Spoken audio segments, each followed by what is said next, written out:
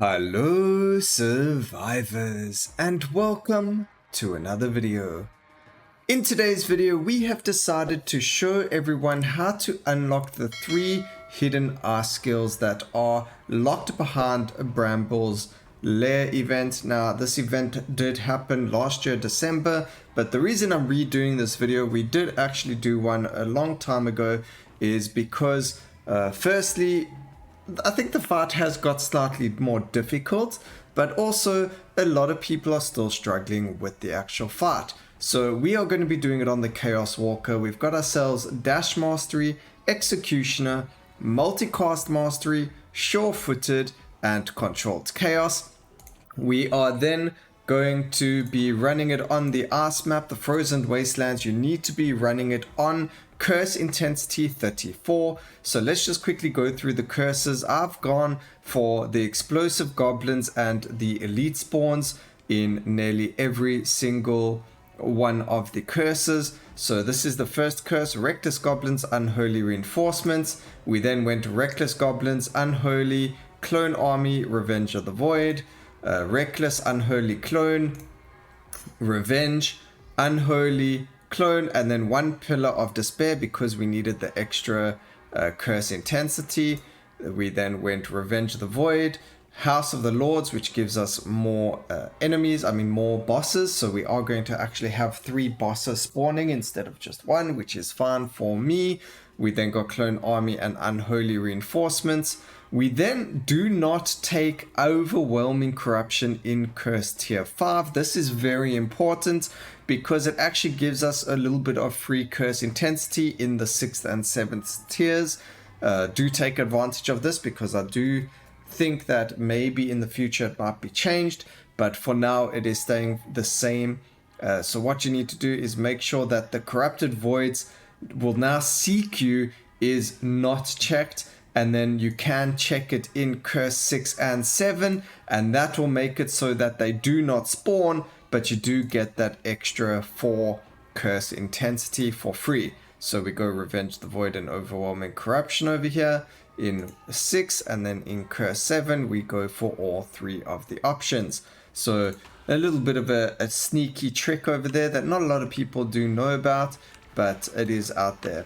Now we are going to be playing on the Chaos Walker. We're going to be going for only Chaos skills, and for the event you will notice these rings on the floor.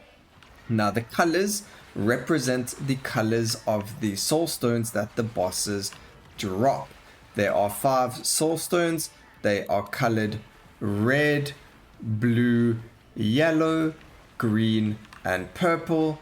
The order that I mentioned them is the order that they do drop, and we are going to be just chilling inside the circle itself, running around in a circle, making sure we take as little damage as possible while killing as much as possible as quickly as possible. Now this can take you any amount of time. I don't believe there is a set amount of time you have to complete all the bosses in to unlock the last portal, so you don't have to necessarily rush it.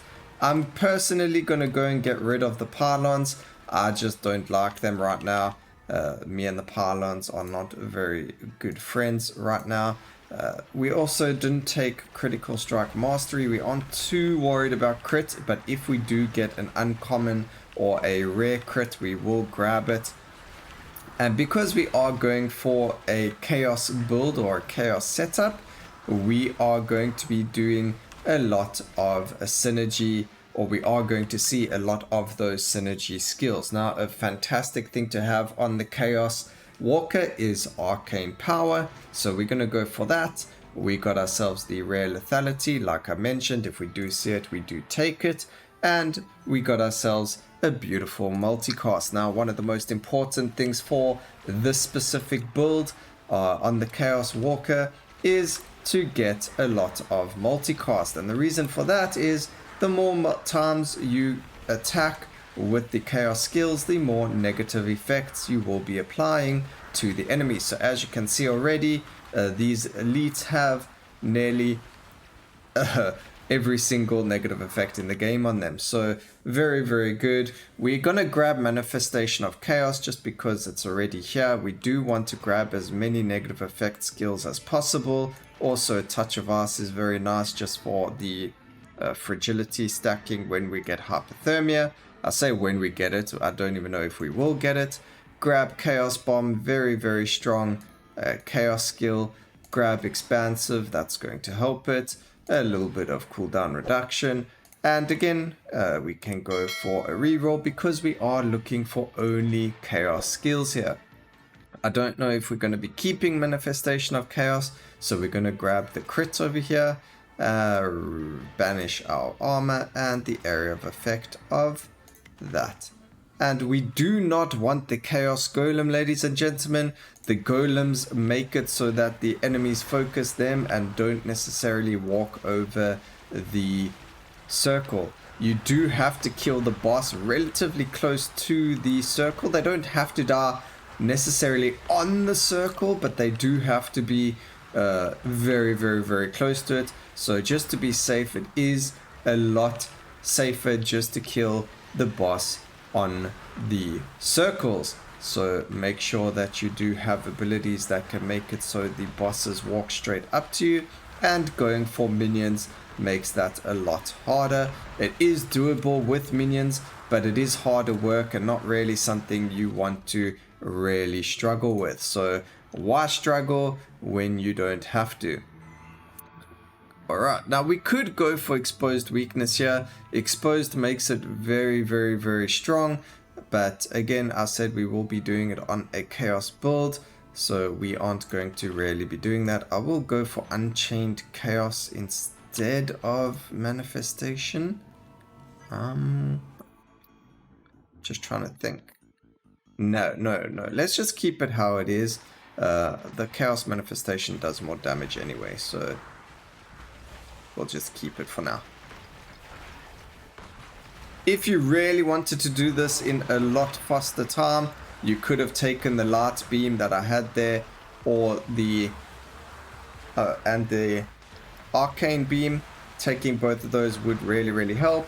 And what you saw me do there is just slightly move a bit back because the bosses weren't anywhere near the circle, and we have already killed the one on the circle. As you can see, it is lit up now in the middle of the circle. So you now don't need to worry about killing the next two bosses on the circle. You just need to kill them. You only need to kill one of the three of them on the circle. So as you can see, it is lit up now, which is fantastic.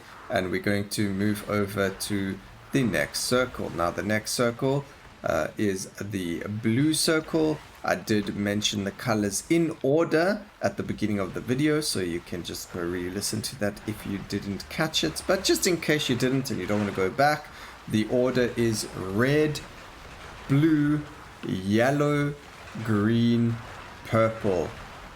The order originally was actually hinted at the very top of the main menu. When you see how many of those crystals you actually own, they are put in order of how they are dropped by the bosses. So just in case, a little bit of trivia information or just general knowledge, something you may not have known about the game or about the Soulstones, is that their order is actually at the very top of the main menu. Oh gosh, come on. Alright, so we got ourselves a little bit of a flamethrower on top of us. I think the blue is probably the hardest one, just because you are stuck in a little bit of a rough spot with the bosses.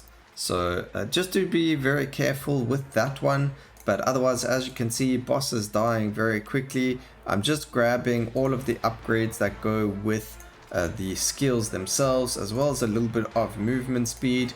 Multicast, here is a synergy skill. We don't need bleed though, so we're going to go for the damage. Damage for chaotic missile, it's probably the strongest one here, unless you get a lot more levels in chaos bomb. Crit, beautiful relentless. We can go poison to doom, that's not too bad because we then get doom to daze, so getting as much doom stacks as possible is also very, very good. just off of that basis. Otherwise I wouldn't normally get it, but there is a very high chance of getting Doom Todays on this build, because being Chaos with all the negative effects means you have a higher chance of getting all of those synergy skills. Alright, so there we go. Alexi is dead. We then gonna just destroy this pylon. You don't really have to destroy the pylons, they just add extra debris for us to have to kind of dodge and things like that, so we get rid of them. Now here's the orange one up at the top right. Not top, but no, it is actually the top. So top right of the map, got potency over there, and then we're going to lock the area of effect and grab the damage for our chaos bomb. So we're going to just keep going. The Bramble Fight, as you can see, we do have our special effects all the way up, but just for sake of doing the fight and making sure you complete it after, you know, struggling to do this the whole time, what I suggest is you actually turn your opacity down all the way, just so that you aren't interrupted by or distracted by your own spells, and so that you can dodge absolutely everything that the Bramble throws at you. So I will be doing the same thing for the sake of the video, and also I do it just for the sake of making sure that I actually complete the fight. You know, you don't want to have to do all of this and then you die, so just make sure that you turn off the visibility, because it does make a big difference in the fight. So now we've got our prophetess, a very nice fight or character or boss to have, sorry, because she doesn't move too much. And as you can see, even though we killed her just outside of the circle, it still counted towards it. So it doesn't have to necessarily be on top of the circle, they just have to be just outside it, like where the Chaos Bringer is fine as well. So just circle the bosses, make sure you kill them around the circle, and you'll be good. So we did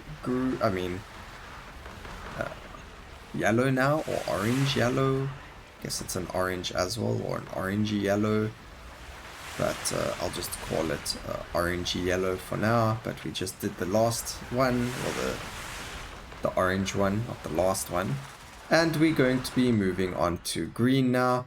Swift is awesome to grab, multicast fantastic, grab a little bit of health, that's going to help with survivability. Here's our hypothermia, so that's fantastic because all of our attacks will give a stack of slow hopefully, as well as being able to grab stacks of slow from being a negative effect and chaos. So that's going to give us extra damage. We're just looking for a Days to Doom, and a exposed weakness would be fantastic as well. So let's see what the game's got in store for us. At least we don't have to worry too much about Void Hunters or the Void Presence. Those aren't two things you want to have on the map while you are trying to do the Bramble Fight, and we just got to go with that. So we are a bit out of the vicinity, just move back a bit just to get them to walk a little bit closer onto it. It just takes a couple of seconds. There we go, he's in the middle, and there we go. You just got to cart the bosses onto it. Once they're on it, you just run around in a circle, and as you can see, one, they die very quickly, and two, you know, it makes sure that they are on top of the circle for the actual ring to light up. So easy enough to cart them. They aren't that difficult when you are at this intensity in terms of, you know, damage, as well as the fact that you can actually heal up very, very quickly, because again, we don't have the negative, well, the negative percentage healing. So every healing we get is 100%, and therefore we are able to heal a lot from leveling up, as well as from just getting the healing crystals from, you know, the surroundings. So very, very good. Very easy to stay alive. If you lose 1 or 2 lives, it's not really a problem. You don't want to lose all 3 lives though, that is a bit of a problem. But otherwise, Curse 34 was the way to unlock all 3 hidden skills at once. You can do it at lower skills, at curse intensities, but it's really, really not necessary. As you can see, we are using skills which are you know, easily unlockable by just playing with the Chaos Walker and just having a little bit of prestige on every single character. So by the time you are looking to do this, or you know, if you do play a lot of a certain class, this is relatively easy to do. The other class to do this on, which would be extremely easy on, is the Paladin with Exorcism. Having the healing is just fantastic and makes it a lot easier for you to stay alive if you do struggle to stay alive. So if you do struggle, play with the Paladin, use Exorcism, and that's going to help you to stay alive a lot longer. But as you can see, we did kill all of the bosses. All of our rings are lit up, and if you did light up all of your rings, you will see this green portal at the bottom of your map over here.